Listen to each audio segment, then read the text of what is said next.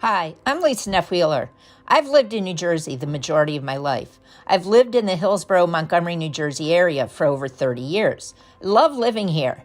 The area has maintained its country feel while having the conveniences of a more urban area. I look forward to sharing why I love the area and the local businesses.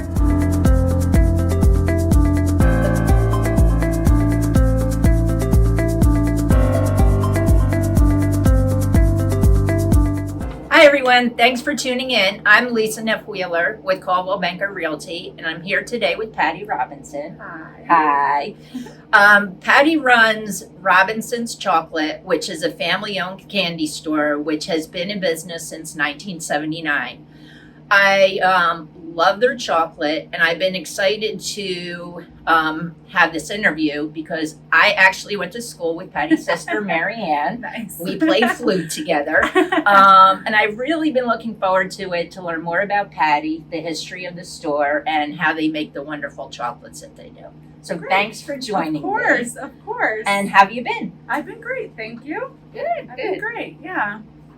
So I read the history of your store online, Yes. and it was super, super interesting. Yeah, it's pretty cool. So why don't you tell our audience about the Sure. history? So my grandfather was a candy maker Uh-huh. back in the 20s. It was actually the only job he could get during the Depression, was working for Whitman's. He started by, if anybody saw it in Philadelphia, there was a little man that went up around. So he would go up and turn the man on every day Oh, and turn the really? man off every night. And he then just picked up the trade Uh-huh. on his own and then started putting his own spin on the recipes. And then he would go around, that was his job. He would go around to like Gimbel's department stores and Uh-huh. all the women made the chocolate, and he would teach everybody how to make chocolate. And we grew up with it our whole lives. And he was in our kitchen one time teaching us kids how to make Uh-huh. chocolate when we were young. And they joked that it was a great place to open a candy store. And my mom always joked that my dad and grandfather were out the next day looking at the best place to open one. And I think we opened this within a couple weeks or Holy a month moly. or of who knows. Uh-huh. And my mom always said, it'll last 6 months. But we've been here over 40, we're in our 43rd year, Wow. I think. So That's yeah, awesome. yeah, so we stuck. You stuck. We stuck. Well, you have a good product, so Yes, that's we how do. you Yeah, stuck. yeah. So talk a little bit about, you have a family business. Yes. I know your parents started the business. Yes. You said off camera your dad's still in the store. Yes. But talk a little bit about how you came to run the Sure. store. Well, family business, grew up with it almost my whole life. Not my whole life. I'm not that old. But there came a time when my mom got sick. Uh-huh. So my mom came down with Alzheimer's. Oh, so Yeah, and so my mom always ran the front of the business Uh-huh. and took care of the customers, and my dad was always in the kitchen. So it came a time when my dad pulled us three girls together and said, Uh-huh. look, it's time, either somebody help or we're going to have to shut the doors. Right. And I just couldn't imagine pulling into the shopping center and not having us here. Sorry. That's okay. So, both my sisters have kids, and they, I lived far away at the time too, but I didn't have any children. So I Uh-huh. said, all right, I'll give it a shot. Mm-hmm. So I moved back to the area. I rented for a few years Uh-huh. to see if it would make sense and I could do it. And it was big shoes to fill, still is, Yeah. but that's how it came about. And then, my dad is still back there. He still makes the majority of the chocolate. He has taught me how, but it's still, he enjoys it. He Uh-huh. loves it. He always says there's not room for both of us in the kitchen. So I tend to be out here, but I am getting more and more in the back. Uh-huh. But he's truly amazing. He's here almost every day. That's awesome. Yeah. Mhm. Super cool. Yeah. Mm-hmm.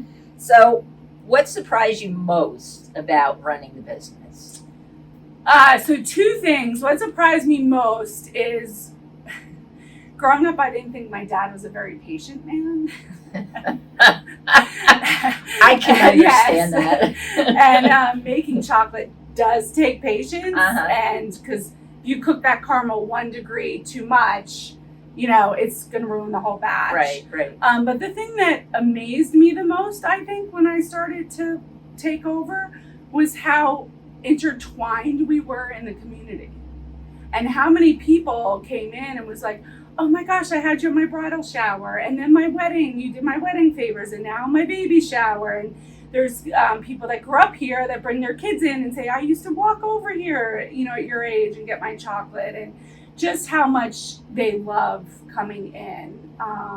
You know, just the other day, someone came in and they had no idea what to get for this event they were going to.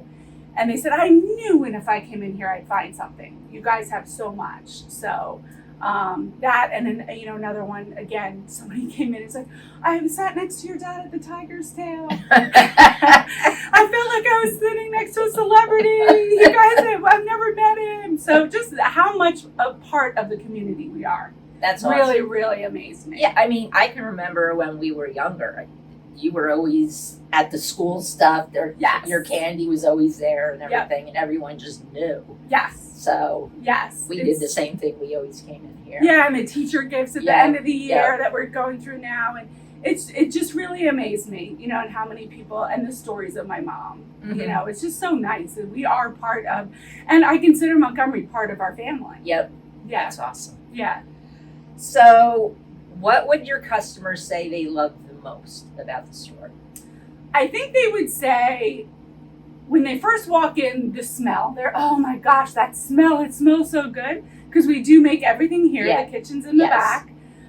Then I think they would say the family atmosphere. Good and bad. Sometimes, you know, my dad and I spill over to the front. I can understand. Yes. But I think the quality of the chocolate, which you touched base on, but then also the variety. So we, you know, they come in, they pick what they want, but also we have all the different molds. So like for sports or thank yous or, you know, birthdays or whatever it might be, just like that woman said, I knew you guys have so much, I'd find something. And then I think just the fact that we're going to go above and beyond for everyone. It's not just like, yeah, go ahead, look over there, whatever we got. If you don't see it, we're willing to make it. I go out and see if I can buy a mold for events, or we always go above and beyond. That's awesome. Yeah. So, you know, when you're in a hospitality type business, because you are. Yes. I always ask, what does customer service and hospitality mean to you? Oh, it's our business. We wouldn't be here. If, you know, that's what I said. I mean, customer service is number one. You know, anybody that starts here, and I love all the girls that come in after they've worked here and now they have families and they bring their kids in. But very first thing, you walk in that door, you greet them, you say hello. If they say, I'm looking for, you come around the counter, you walk through, you show them the different things we have.